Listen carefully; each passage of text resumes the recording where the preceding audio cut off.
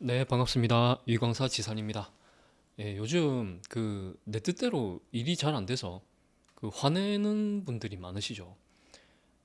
한국 사람 특유의 급한 성격과 또 높은 자존심 때문에 이 분노를 이래 잘 조절하지 못하는 분들이 좀 늘고 있는 것 같습니다. 매일 뉴스에 나오는 뭐 좀 흉악 범죄들만 봐도 그렇죠. 차마 입에 담지 못할 사건들이 넘쳐납니다. 이게 이제 순간에 화를 못 참아서 그렇습니다. 이 심각한 사회 현상인 만큼 오늘은 이제 부처님께서 말씀하신 화내는 마음과 또 실용적인 대책에 대해서 좀 말씀드리려고 합니다. 화는 모든 것을 이렇게 태워버린다고 하죠. 지금까지 쌓아온 인간관계, 뭐 신용, 뭐 업적, 전부 막 불태워버립니다. 이제 한순간에 이제 잿더미가 되는 거죠. 108번뇌 중에 삼독의 번뇌 중에 하나입니다. 이 살면서 화를 내지 않는 것도 참 힘든 일이죠. 예, 그래서 화를 안 내거나 아니면 조금 덜 낼 수 있는 방법에 대해서 이렇게 말씀드리려고 합니다. 이 불교에서는 이 결과에는 반드시 원인이 있다고 가르치시는데 이 화를 내는 이 마음은 도대체 이제 어디에서부터 일어났겠습니까? 이 화내는 마음은 원인을 알아내는 이제 지혜를 체득해서 이 화를 많이 이렇게 줄일 수 있는 것이 가능합니다. 이 화를 내는 원인은 크게 이제 세 가지가 있는데 이 대부분이 이 세 가지에 다 해당이 됩니다. 이 첫 번째가 내 자신이 옳다고 생각할 때, 이 내가 옳고 이제 상대가 틀리다고 생각할 때 화가 납니다. 뭐 예를 들면 이제 내가 청소를 할 때 뭐 다시 이래 어지럽히고 다니는 사람 보면 화가 나죠. 또 난 정성 들여서 열심히 일을 하는데 이 같이 일하는 팀원이 뭐 될 대로 되라는 식으로 뭐 일을 대충대충 해버리면 또 막 이래 화가 납니다. 또 아침에 일찍 일어나서 뭔가 부지런히 이렇게 하려고 하는데 막 늦잠 자면서 이렇게 게으름 피는 사람을 보면 또 화가 나죠. 나는 똑바로 잘하려고 하는데 뭐 넌 도대체 뭐 하는 놈이냐 할 때 이렇게 마음이 좀 불편해집니다. 이 싸움이라는 것은 이제 서로 화가 난 상태에서 이렇게 싸움이 됩니다. 그러니까 각자 서로 옳다고 생각하는 것이 있는 겁니다. 그러니까 각자 서로가 옳다고 생각하고 있는 겁니다. 이 부부 싸움도 여기에 해당되죠. 뭐 예를 들어 애가 말을 안 듣거나 뭐 집안 일이 잘 안 풀릴 때 상대방 탓을 많이 합니다. 뭐 남편은 아내에게, 아내는 남편에게 뭐 서로 이제 상대가 틀렸다고 이렇게 화를 내시죠. 내가 옳고 상대가 틀렸다고 단정짓는 마음이 이 화가 되어서 서로 부딪히게 되는 것입니다. 따라서 화를 내는 원인은 이 내가 올바르다고 생각하는 마음에서 나옵니다. 여기서 중요한 건 내가 옳다가 아니라 이 내가 옳다고 생각하는 것 자체를 말합니다. 자신이 정말 옳은가를 냉정하게 돌아보면 화를 가라앉히는 데 많은 도움이 됩니다. 상대가 화를 내는 것은 상대도 올바르다고 생각하는 뭔가가 있기 때문에 그런 것입니다. 그러니까 냉정하게 상대는 무슨 생각으로 자신의 생각이 옳다고 생각하는 것일까? 이렇게 생각해 보는 것만으로도 이 싸움이 많이 줄어들고 화도 많이 가라앉습니다. 이 실생활에서 꼭 한번 실천해 보시길 바랍니다. 이제 두 번째로, 이 두 번째가 조금 골치가 아픈데 이 내가 하고 싶은 것을 방해를 받았을 때입니다. 내가 무언가를 원하는데 상대가 그것을 못하게 하거나 못 가지게 방해를 하면 화가 납니다. 이 불교에서 말하는 이 오욕을 방해를 받으면 화가 잘 납니다. 이 오욕이라는 것은 이제 식욕, 색욕, 재물욕, 또 명예욕, 또 수면욕, 이 오욕이 여기에 해당됩니다. 이런 욕구들을 방해를 하면 이 방해한 상대에게 당연히 화가 나죠. 이 식욕같이 이 먹는 걸로 화나게 하면 이 정말 섭섭하기도 하고 또 좀 치사하기도 하고 화가 많이 나죠. 어릴 때 이제 형제들끼리 이렇게 먹는 걸로 이렇게 많이 싸우는 뭐 이런 거에 해당이 됩니다. 뭐 요즘은 그런 거 잘 없지만요. 이 또 재물욕은 저 사람 때문에 뭐 잘못 투자해서 손해를 만약에 보게 되면 이제 그 사람 탓을 하면서 이제 화를 냅니다. 또 유산 상속 받을 때도 마찬가지죠. 이 가족 친지들과 재물 때문에 많이 싸웁니다. 뭐 아예 뭐 평생 안 볼 것처럼 정말 그 처참하게들 싸우시죠. 이 다 재물욕, 돈 때문입니다. 이 원인은 이 돈을 원하는 다 재물욕에서 나옵니다. 또 이제 세욕은 내가 좋아하는 뭐 이성 상대를 뭐 이제 다른 사람에게 빼앗겼을 때 그 상실감과 배신감과 그 시련의 감정에 그게 뭐 엄청나게 그 상처가 되죠. 이 좋아하는 마음이 배신당하면 이 사리를 품기도 하죠. 그러니까 이제 남녀의 욕구가 이래 방해받았을 때 또 이렇게 화가 납니다. 또 이 명예욕은 사람들로부터 칭찬받고 싶고 또 인정받고 싶고 또 이래 사랑받고 싶다는 이런 욕구입니다. 이 쉽게 말하면 이제 무시당하거나 뭐 모욕을 당하거나 사람들 앞에서 망신을 당하거나 그럴 때 일어나는 마음입니다. 뭐 그렇게까지 말하지 않아도 될 텐데 사람들 앞에서 굳이 그렇게 말을 해야 되나? 뭐 이런 망신을 당해서 나는 화는 정말 엄청납니다. 또 사람들 앞에서 일부러 재미로 망신 주는 사람들이 있죠. 그 정말 그 사람 마음 짓밟는 그 짐승 같은 인간들입니다. 학교 다닐 때도 약한 애들만 왕따를 시키고 이렇게 괴롭히는 그런 애들도 있습니다. 그 약한 사람이 이 괴로워하는 걸 보면서 이제 자신의 존재감을 느끼는 사람들이기 때문에 정말 그 약해 빠진 인간들이라고 할 수 있습니다. 인간은 감정의 동물입니다.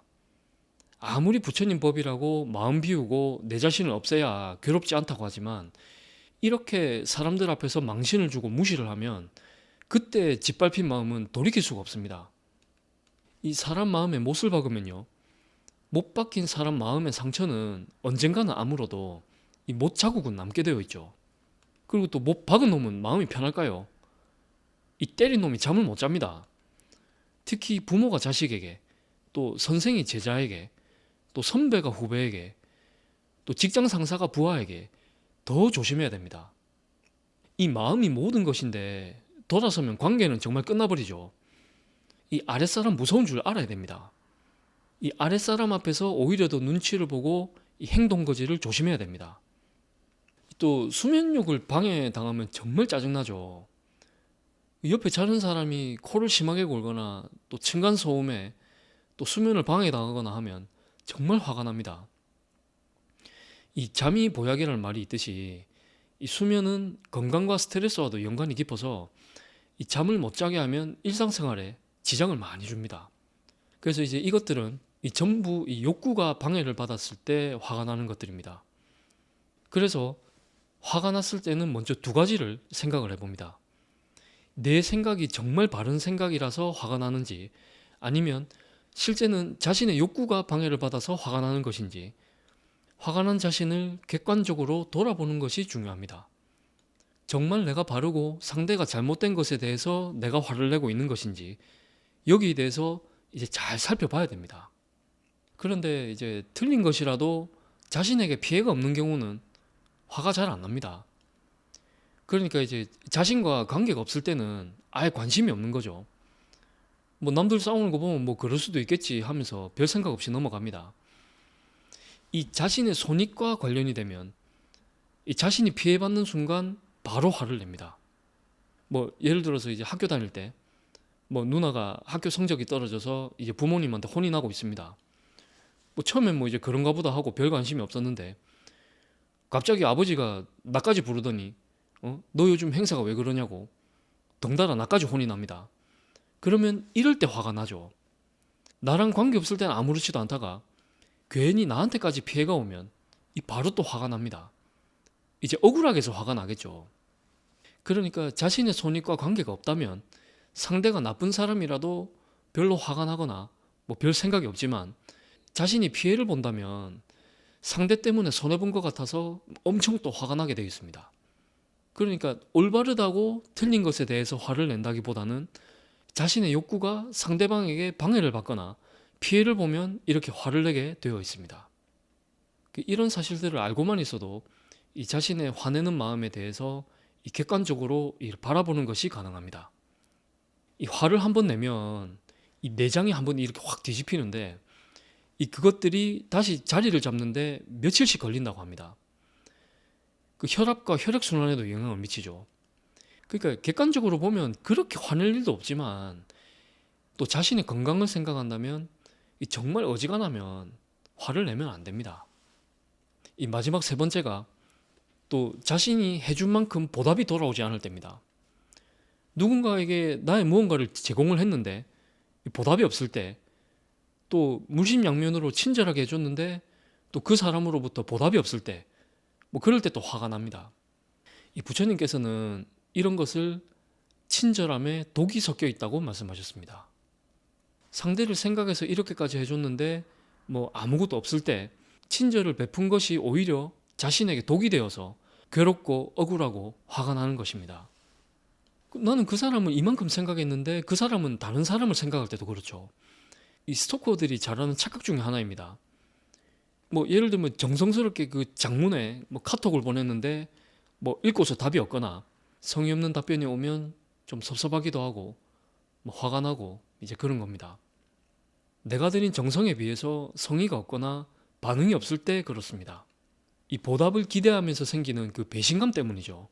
그래서 이런 부처님의 가르침처럼 불자라면 상대가 섭섭해하거나 마음에 상처가 되지 않도록 반대 입장에서도 생각하는 마음을 가져봐야 됩니다. 또 부담스러울 정도로 표현이 과하고 또 부담스럽다면 또 아예 안 받는 것도 중요하죠. 들이대거나 무대포식으로 한다면 이제 일이 더 커지기 전에 이 거절할 줄도 알아야 됩니다. 오늘 말씀드린 세 가지는 모두 나 자신이 강하게 등장합니다. 내가 옳다고 판단해서, 내 욕구를 방해를 받아서, 또 내가 보답받지를 못해서 나를 우선시할 때 이 모든 화들이 일어납니다. 그것들이 화를 내는 근원적인 마음인 것입니다. 이 어른이 애처럼 군다는 말이 이럴 때 나오는 말입니다. 나만 알아주길 바라고 내 욕구만 채우고 또 그것이 뜻대로 안 돼서 화만 내는 사람은 주변에 아무도 없습니다. 철저하게 외톨이가 됩니다. 이 화가 나는 원인을 알게 되면 화내는 마음을 객관적으로 아주 냉정하게 바라볼 수가 있습니다. 또 이것들은 화를 가라앉히려면 어떻게 하면 좋을까와도 연결이 되어 있습니다. 이 원인을 파악하면 그렇게 되는 거죠. 네, 그래서 오늘은 그 삼독의 번뇌 중에 그 화를 내는 마음에 대해서 말씀을 드렸습니다. 불교에는 우리의 생활에서 느껴지는 여러 가지 번뇌와 그 괴로운 마음들에 대해 그 지혜롭게 대처하는 방법들이 많이 있습니다.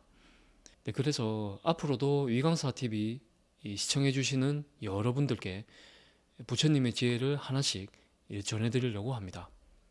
그리고 또 이 법문들이 실생활에서 많은 도움이 되었으면 좋겠습니다. 네, 그러면 이제 마음 편안한 밤 되시고 오늘 하루도 마무리 잘 하시길 바랍니다. 시청해 주셔서 감사합니다. 성불하십시오.